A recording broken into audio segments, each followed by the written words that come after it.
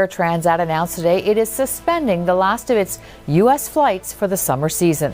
I don't buy anything American. I don't go to the States anymore. Canada-U.S. relations rapidly deteriorating since President Donald Trump took office for his second term. Tensions have shown no signs of slowing down as Canadian travelers have increasingly boycotted travel to the U.S. in the past year. 4 million fewer Canadians visited the United States last year, not because of a pandemic, not because of a natural disaster, because they chose not to come. And now the airlines have made it official. Air Transat has exited the US market entirely. Air Transat is winding down operations out of Montreal and Quebec City to Orlando and Fort Lauderdale. WestJet has suspended 16 transborder routes. Canadian bookings to the United States are down across the board, in the air, on the road, and in the numbers that matter most to American businesses. This is not a travel story. This is an economic consequence, and it has a direct line back to Washington. To understand what is happening now, you need to understand what was normal before. Canada has long been the single largest source of international visitors to the United States. In 2024 alone, Canadian travelers made 20.4 million visits and spent approximately $20.5 billion inside the U.S. economy, supporting an estimated 140,000 American jobs in hotels, restaurants, theme parks, retail stores, cruise terminals, and border communities from New Hampshire to Florida to California. That relationship was built over decades. It was not diplomatic. It was not political. It was commercial. Canadians crossed into the US for weekend shopping, for winter sun in Florida, for Disney vacations with their children, for medical tourism, for quick city breaks to New York and Boston. The flow was so consistent, so predictable, that entire regional economies structured themselves around it. Florida built its snowbird economy around retirees from Quebec and Ontario escaping brutal winters. Orlando theme parks counted on Canadian families during school breaks. Border towns in Vermont, New York, and Washington state depended on Canadian day trippers filling their restaurants and retail centers week after week. That was the baseline. What has changed since is not small. The shift did not begin in February 2026. It began in April 2025, when the numbers first turned negative, and they have not recovered since. Statistics Canada data confirms that Canadian residents' return trips from the United States by automobile dropped 30.2% in December 2025, compared to the same month in 2024. Air travel from Canada to the US declined 18% year over year in January alone. In total, 2025 saw 12 consecutive months of double-digit declines in Canadian arrivals, every single month, without exception.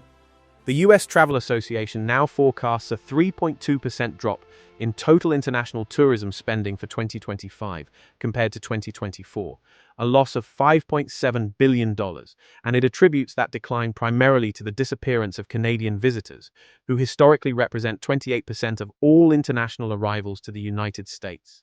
Airlines read these numbers before the public does. Their revenue management systems track forward bookings in real time. When Air Transat announced it would suspend all US summer routes, the final 3 remaining from a network of 9, it was not reacting emotionally. It was responding to load factors that no longer justified the operating cost. Not driven by the weather, not driven by anything else. Consumers have decided that they'd rather spend their leisure travel dollars on flights other than the USA, and they're reacting to that. WestJet followed, removing 16 routes, roughly 10% of its entire transborder capacity, including Vancouver to Boston and Toronto to Los Angeles. Executives cited a 10% year-over-year fall in overall Canada-US seat demand. The critical word is redirected. Capacity is not shrinking. Air Transat is expanding into Europe and North Africa. WestJet is redeploying aircraft to routes Canadians actually want to fly. Toronto to Cancun is now Mexico's #1 international route. Canada to Mexico flights are up 26.1% year over year. Disneyland Paris bookings from Canadian travel agencies have surged 30%. Canadians did not stop spending. They stopped spending in America. The question that rises from all of this data is direct. Why? And the answer, according to economists and industry analysts, points in one consistent direction. Julian Karagasian, a visiting economics lecturer at McGill University and a former special advisor in Canada's Department of Finance, identifies several compounding factors: an immigration crackdown, stricter border enforcement, currency pressure from a weakened Canadian dollar, and most significantly, the political rhetoric emanating from the Trump administration.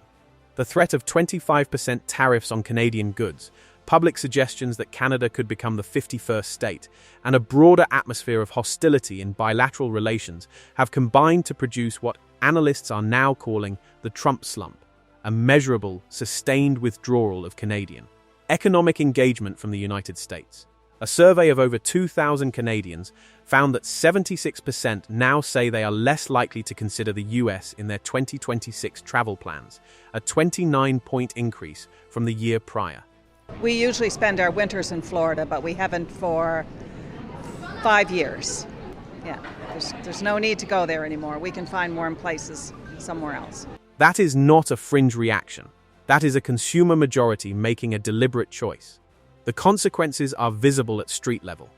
Kyle Daly, owner of Solomon's store in New Hampshire, told a congressional report, "We spoke with Canadian customers who told us point blank that they were hesitant to cross due to the current political tension.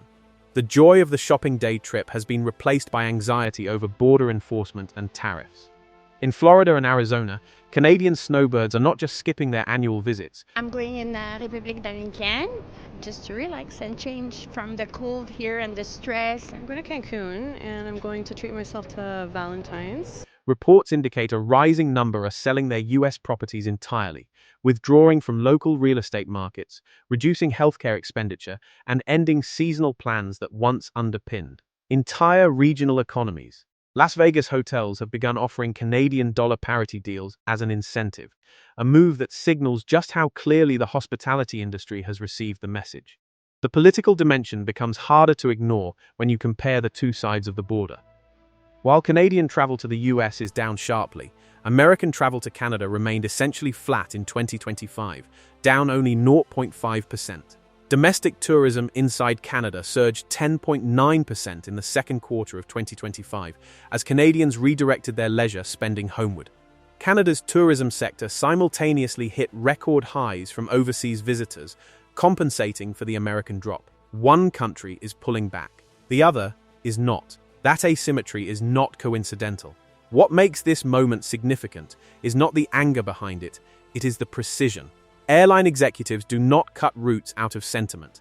They do not suspend 16 city pairs because of headlines. They do it because the revenue projections no longer close. When Air Transat walks away from its entire US summer operation, and WestJet removes 10% of its transborder capacity in the same week, the commercial verdict on US-Canada travel demand is unambiguous. The US stands to lose billions in annual Canadian tourism, spending at a moment when its broader international arrivals are already declining. The warning signs have been present for 12 months. The airlines have now formalized what the data already confirmed. Whether Washington responds to this as an economic signal or dismisses it as noise will determine how long the correction lasts. But for the businesses in Florida, New York, New Hampshire, and beyond that built their models around Canadian visitors arriving reliably every season, the runway is getting shorter and the planes are going elsewhere.